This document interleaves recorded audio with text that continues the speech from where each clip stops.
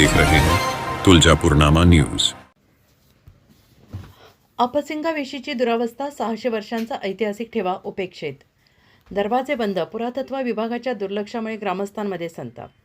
तुळजापूर तालुक्यातील अपसिंगा येथील सुमारे 600 वर्ष जुनी स्थापत्यकलेचा उत्कृष्ट नमुना मानली जाणारी ऐतिहासिक वेस सध्या दुरावस्थेत असून तिचे दरवाजे बंद अवस्थेत असल्याचे वास्तव समोर आले।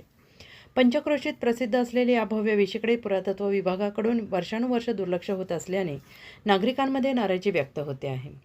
14व्या शतकातील जहागिरी कारभाराच्या काळात अपसिंगा येथील जहागीरदाराच्या अधिपत्याखाली या वेशीचं बांधकाम करण्यात आल्याचं सांगितलं जात आहे। विशेष म्हणजे परांडा किल्ला, काटी येथील मशीद आणि अपसिंगा येथील वेस या एका शिल्पकाराच्या कलाकृती असल्याची माहिती स्थानिकांकडून दिली जाते। 3 मजली उंची असलेली या वेशीचा एक मजला जमिनीखाली असून तो सुमारे 300 वर्षापूर्वी बंद करण्यात आल्याची नोंद आहे।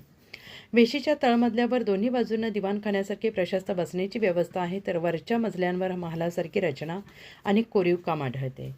चुना आणि तांबूस दगडात उभारलेली ही वास्तू मोठ्या रेखीव दगडांमुळे आजही भव्यतेने उभी आहे।